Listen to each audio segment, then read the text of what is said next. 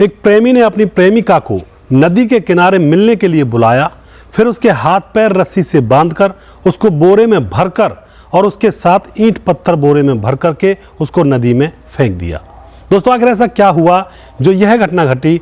इस घटना के पीछे की सच्चाई को जानने के लिए आप हमारे वीडियो को अंत तक जरूर देखिएगा। नमस्कार, मैं हूं सुदेश कुमार और तिरछी बात पलवल चैनल में आपका स्वागत है। दोस्तों, यह घटना है प्रयागराज के बैजला गांव की। प्रयागराज के बैजला गांव में एक अजय कुमार नाम का लड़का रहा करता था, जिसकी उम्र थी 26 साल। दोस्तों, वह अपने मम्मी पापा के साथ अपने घर में आराम से रहा करता था। गांव के अंदर पड़ोस में ही एक लड़की रहा करती थी जिसका नाम प्रीति था और जिसकी उम्र थी 16 साल। दोस्तों, अजय कुमार की और प्रीति की बातें होने लगती हैं और दोनों में एक दूसरे में प्यार हो जाता है। न जाने बातों ही बातों में कब उन दोनों को एक दूसरे से प्यार हो जाता है, इस बात का पता भी नहीं चलता है। अब वो दोनों एक दूसरे के साथ प्यार को अपने परवान चढ़ाते रहते हैं। उनको प्यार करते करते 1.5 साल गुजर जाते हैं। उसके बाद क्या होता है? उसके बाद अजय कुमार के घर वाले अजय की सगाई कर देते हैं किसी लड़की से। और अजय कुमार के घर वालों को ये पता नहीं था कि हमारा बेटा क्या गुल खिला रहा है, किसी लड़की के साथ मुंह काला कर रहा है। तो अजय कुमार के घर वाले किसी लड़की के साथ उसकी सगाई कर देते हैं। इस बात की खबर अजय कुमार की प्रेमिका प्रीति को लगती है और प्रीति अजय कुमार से कहती है कि तुम शादी करने से मना कर दो, मैं तुमसे शादी करूंगी, तुम मुझसे शादी करो। लेकिन दोस्तों, अजय कुमार ये कह देता है प्रीति से कि मेरे घर वाले मानेंगे नहीं और जहां घर वाले कहेंगे मैं वहीं पर शादी करूंगा। यानी कि रासलीला रचाई, रासलीला तो प्रीति के साथ रचाई और शादी करेंगे किसी और के साथ जनाब। इस तरह का मामला उनके बीच में चलता रहता है। अब रोज रोज उनके बीच में बातें होती हैं। रोज रोज प्रीति अजय से कहती है कि तुम अपने घर वालों से मना कर दो और फिर हम दोनों एक दूसरे के साथ शादी करेंगे, हम दोनों घर बसाएंगे। लेकिन अजय अपनी बात पर डटा रहता है। इसी तरह से उनके बीच में बातें होती रहती हैं और 1 महीना बातें होते होते गुजर जाता है। 1 महीना जैसे गुजर जाता है तो प्रीति थोड़ा सा गुस्से में आ जाती है और अजय से कहती है कि मैंने अपने घर वालों को बता दिया है और अगर तुम उस शादी से मना नहीं करते हो तो तुम्हारी जब शादी होगी तो बीच मंडप में मैं वहां पर पहुंच जाऊंगी और पूरा कलेश कर दूंगी और बता दूंगी दुनिया को कि इसने प्यार के वादे मेरे साथ किए हैं और फेरे किसी और के साथ ले रहा है। दोस्तों, यह बात अजय कुमार को खटक जाती है। उसको गुस्सा आता है, उसको लगता है कि अब तो भांडा फूट ही जाएगा। यह अगर मेरी शादी में आकर मेरी सारी घटना को बता देगी, सारी सच्चाई को बता देगी तो ना तो शादी होगी और घर वाले पिटाई लगाएंगे वो अलग से। दोस्तों, अब अजय प्रीति को रास्ते से हटाने की सोचने लगता है।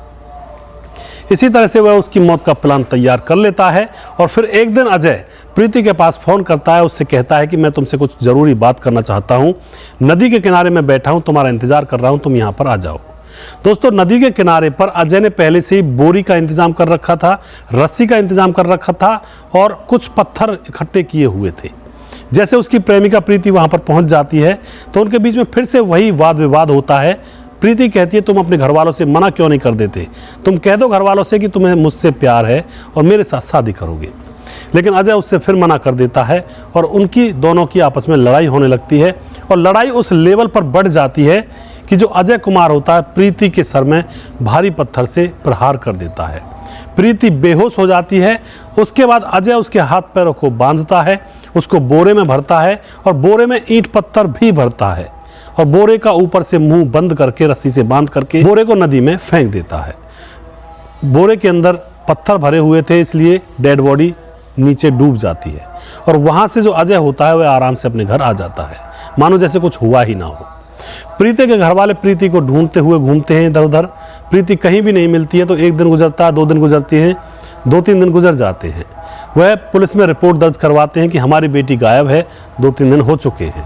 दोस्तों, तभी गांव में से पुलिस थाने में फोन जाता है कि नदी के किनारे पर एक डेड बॉडी है जो कि नीचे से ऊपर आ गई है और इस बारे में पुलिस को इन्फॉर्मेशन दी जाती है।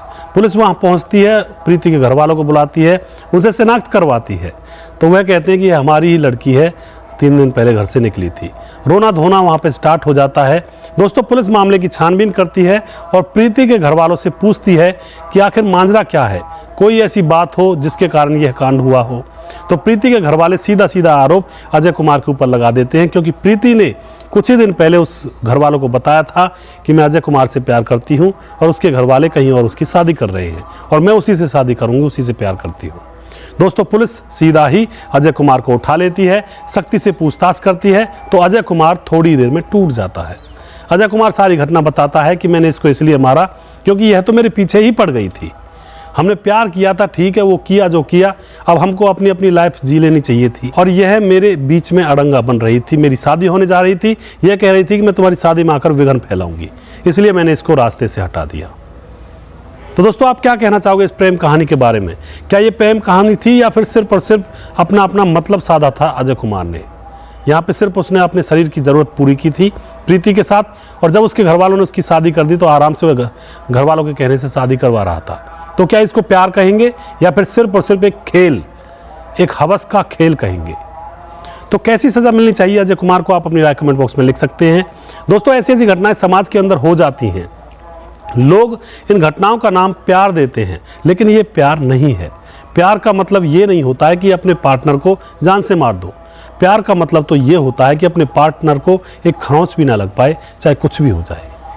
उसे कहते हैं प्यार, जो दिलों का मेल होता है।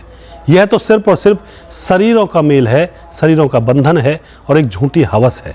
इसे हम प्यार नहीं कह सकते। तो दोस्तों, ऐसी घटनाओं के ऊपर मैं वीडियो बनाकर लेकर आता हूं जो कि सच्ची घटनाएं होती हैं। नेक्स्ट वीडियो में बहुत जल्दी फिर से लेकर आऊंगा किसी सच्ची घटना के ऊपर। तब तक आप हमारे वीडियोस को देखते रहिए। हमारे चैनल तिरछी बात पलवल को सब्सक्राइब करिए और हमें फॉलो करिए। फेसबुक पेज पर भी हम आपके बहुत बहुत आभारी रहेंगे। जय हिंद, जय भारत।